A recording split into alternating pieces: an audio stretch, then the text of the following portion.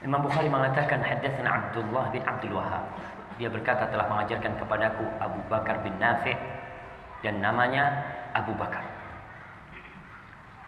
Abu Bakar bin Nafi' wasmuhu Abu Bakar. Abu Bakar ini kan kunyah. Tapi ada orang yang kunyahnya itu adalah namanya. Di STDI kita punya satu mahasiswa udah lulus, namanya Abu Rifai. Itu nama dia. Sehingga disebutkan di sini agar orang tidak terkecoh, maka disebutkan wasmu Abu Bakar. Namanya dia itu Abu Bakar. Maula Zaid bin Khattab. Qala sami'tu Muhammad bin Bakar. Nih, dicetakan yang ana miliki Muhammad bin Bakar. Padahal yang sahih Muhammad bin Abi Bakar. Qalat Amrah. Qalat Aisyah radhiyallahu ta'ala anha. Aisyah berkata bahwasanya Nabi alaihi salatu wassalam bersabda. Ini berkaitan dengan kelembutan dia. Apa kata Nabi? Aqilu dzawil hayati atharatihim. Aqilu artinya maafkan. Enggak usah disalahkan. Dzawul hayat disebutkan makna dzawul hayat adalah ahlul muru'ah was shalah. Orang-orang yang baik sebenarnya. Itu orang baik, nampak dari perilakunya, nampak dari tingkah laku, dari muamalahnya. Kalau dia orang baik, enggak pernah dikenal orang ini sebagai pelaku kejahatan. Namun namanya manusia, kadang-kala dia melakukan kesalahan. Suatu saat dia terjebak dalam sebuah salah. Apa yang harus kita lakukan? Termasuk dari kelembutan kita sebagai seorang muslim, udah maafkan, dia tuh orang baik. Mungkin dia ketika itu nggak sengaja, mungkin dia melakukan kesalahan itu ya karena lagi galau atau lagi apa. Jadi maafkan kesalahan-kesalahan yang terjadi dari mereka, kecuali masalah hudud. Masalah hudud, yaitu masalah hukum yang sudah Allah tetapkan. Kalau itu sudah sampai kepada penguasa, nggak ada lagi maaf.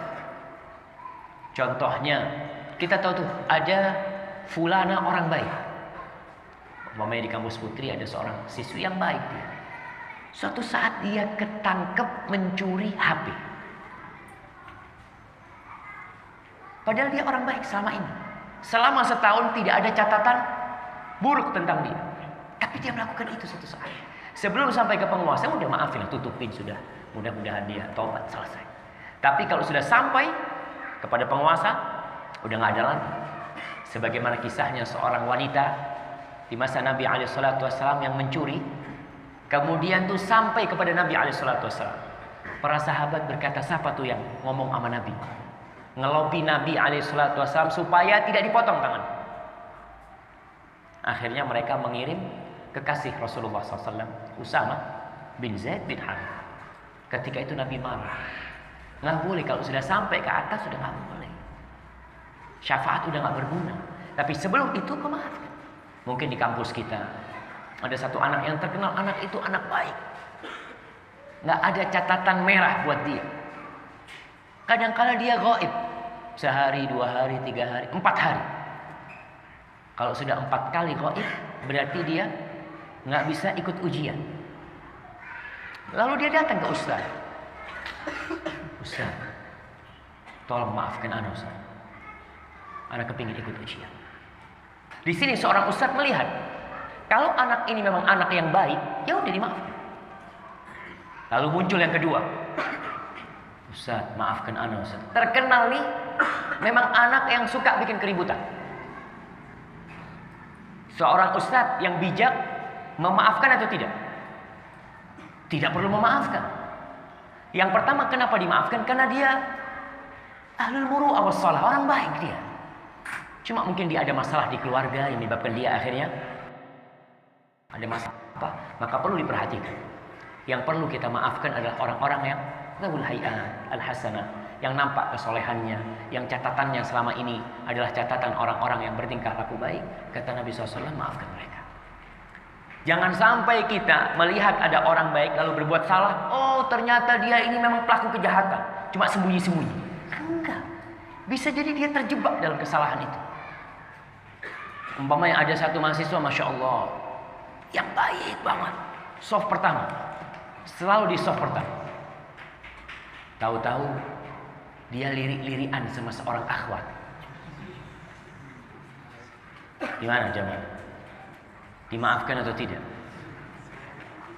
Dia lihat kondisinya. Kalau memang dia orang baik yang mungkin dia terima, dipanggil. Syuf, ada apa nih antum? Kok bisa kayak gini? Antum yang biasa di soft pertama, yang biasa orang baik. Maka kita perlu melihat kondisi orang itu. Kapan kita memaafkan dan kapan kita, ya kayaknya perlu dikasih sanksi. Karena terus terang, ada orang-orang yang berguna bagi dia sanksi. Dikasih sanksi bermanfaat. Tapi ada orang-orang yang sanksi nggak berguna buat dia. Tapi dia perlu dikasih reward, kasih hadiah. Fulan ini jadi kasih sanksi. Dia umpamanya diusir dari Sakan, seneng banget dia. Mulai dulu dia kepingin keluar dari asrama. Ketika dikasih sanksi keluar dari asrama, dia sujud syukur. Ini yang kita cari gitu loh.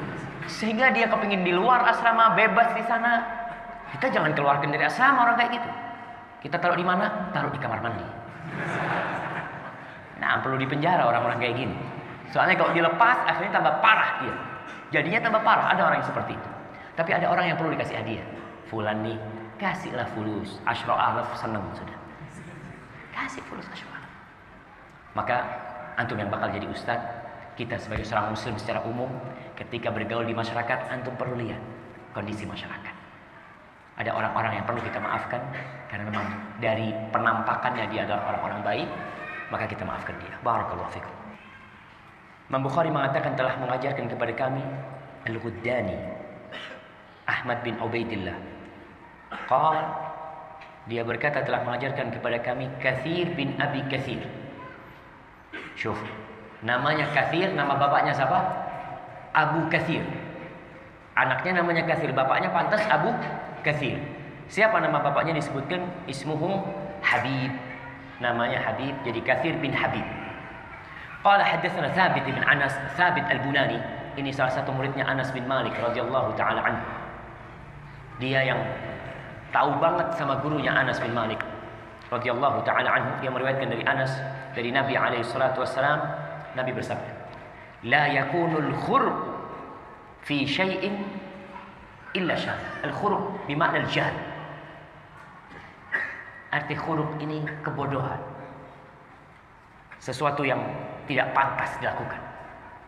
Tidaklah sesuatu kebodohan itu ada dalam satu perbuatan kecuali akan mencorengnya, akan memperburuk, akan mengantarkan kepada tindakan kasar.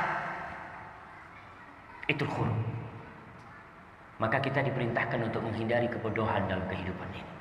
Tindakan-tindakan bodoh yang membuat pelakunya kelihatan kayak orang bodoh akhirnya. Padahal dia penuntut ilmu. Padahal dia seorang yang sudah mungkin semester 7 di kampus kita. Seharusnya dia tidak melakukan tindakan seperti itu. Antum bayangkan ada seorang siswa semester 7 berantem umpamanya. Memalukan sekali jemaah. Ajib, kau kuliah 3 tahun setengah dapat apa? Maka ini kita perlu perhatikan. Itu akan membuat buruk citra tuh orang.